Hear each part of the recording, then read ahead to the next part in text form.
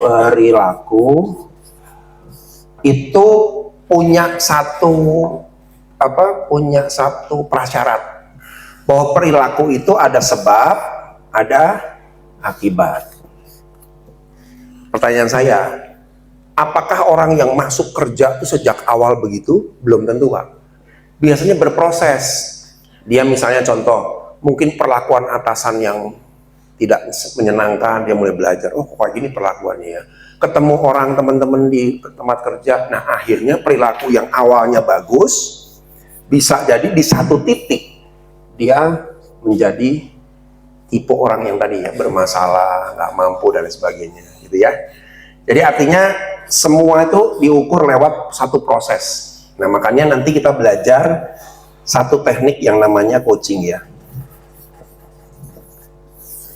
Ya, jadi coaching yang lagi diajarkan ke manajer-manajer sekarang ya oleh tim yang lain ya di Antam, itu gunanya untuk melihat dulu ini problem orang ini apa sih sebenarnya. Ya, karena dari pengalaman saya Pak, orang sekeras apapun juga gitu ya, pasti ada penyebabnya, entah sakit hati sama atasan, entah sakit hati sama atasan, bisa jadi sakit hati sama temen, ujung-ujungnya sakit hati sama perusahaan. Bisa jadi loh kejadian seperti itu tuh. Proses perilaku itu bisa bergerak dari situ, gitu kan ya. Jadi kalau saran saya ya kita harus lakukan coaching. Nanti saya ajarin tekniknya ya. Dari orang yang tertutup, dari orang yang ini sampai dia mau open, mau ngobrol, mau terbuka dan sebagainya. Kuncinya cuma satu Pak, pendekatan dari kitanya. Gitu ya. Karena nanti kalau kita lihat di sini ya, ada 4 hal yang membuat orang berperilaku jadi dari yang bagus jadi bermasalah. 1, yang paling kuat apa? Atasan. Berdasarkan statistik, yang merubah perilaku orang dari jelek jadi bagus atau bagus jadi jelek itu hampir sebagian besar itu atasan. Makanya hati-hati ya teman-teman, apapun yang kita katakan, apapun yang kita lakukan pada bawahan kita punya impact, bisa positif, bisa negatif, gitu ya. Jadi ini nggak sembarangan nih. Lalu yang kedua, ada 4. Yang kedua apa? Budaya perusahaan, Pak. Ya. Jadi yang kedua itu, yang juga mempengaruhi perilaku orang bisa positif dan negatif, budaya perusahaan. Benar nggak? Nah sekarang budaya yang dibangun, kalau tadi kemarin kita ketemu kemarin ya tentang nilai apa munculnya, yang kita tempel-tempel di sini. Apa kemarin? Kerjasama ya. Jadi kalau itu dijalankan dengan baik, orang merasa nyaman, merasa dihargai, kita akan banyak mengurangi orang-orang yang bermasalah ya.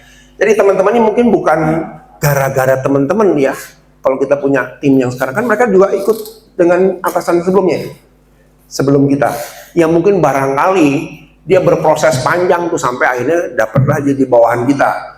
Jadi bapak ini ketibanku loh, dari proses panjang yang dia hadapi di tempat pekerjaan, budaya kerja ya.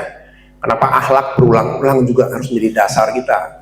Bukan akhlak yang sekedar jadi simbol ya, jangan cuma jadi tempelan gitu ya, tapi akhlak yang benar-benar dijalankan ya. Contoh ya, yang paling simpel ya, di Indonesia ini kadang-kadang juga kita nggak pernah diajar sejak kecil apa, ada 3 kunci perkata ya, yang dalam budaya-budaya tertentu karena dipakai itu menjadi satu yang membuat mereka maju. Apa coba? 1, kata apa? Maaf. Yang kedua, tolong. Yang ketiga, terima kasih. Ya. Berapa banyak nih kadang-kadang hal-hal sepele begitu kita lupakan. Ya, sama OB lah taruhlah ya. Kita di kantor ya Bu Made, kita punya OB ya. Tapi kita selalu ngomong, tolong ya. Lagi sibuk nggak? Minta bantu dong. Makasih ya. Itu hal sepele Pak, tapi memanusiakan manusia sehingga budayanya sehat. Ya, karena saya yakin 100% Pak, orang tuh nggak ada niat pertama masuk kerja tuh jahat, nggak ada. Semua orang punya niat yang baik, semua orang punya tujuan yang baik. Hanya dalam prosesnya, nah itu ya, terjadilah berbagai macam hal yang membuat dia sampai titik di mana Bapak sebut sebagai orang trouble maker. Gitu. Jadi saya lebih percaya itu, Pak. Troublemaker itu berproses. Mungkin bukan di masa kepemimpinan Bapak sekarang. Mungkin di masa sebelumnya nih. Ya, Bapak kan menggantikan posisi atasan sebelumnya ya. Plok. Ya, yang bawahan begini. Ya salah. Mungkin prosesnya bukan di kita yang salah gitu. Tapi yang ketiga apa? Sistem. Nah, ini juga punya pengaruh, Pak. Sistem di perusahaannya seperti apa, ya kan? Sistem yang mungkin dalam pemikiran orang tadi ya, sistem yang tidak dikomunikasi dengan baik menimbulkan salah persepsi. Biasanya salah persepsi apa yang membuat orang jadi emosi, terus akhirnya hubungan kerja nggak bagus, akhirnya orang jadi kesel dan lain sebagainya. Apa coba? Adilan. 100 deh. Betul ya. Makanya penting komunikasi, Pak. Di level atas tuh saya sering ngomong, Anda sebagai manajer itu kalau ngomong jangan sepatang sepotong, yang jelas, transparansi. Ya bilang ya, enggak bilang enggak, sehingga tidak menimbulkan persepsi yang salah terhadap bawahan. Betul nggak? Kan sering gitu ya, Pak ini gimana Pak? Ah, udahlah jangan dipikirin lah, udah yang ini aja.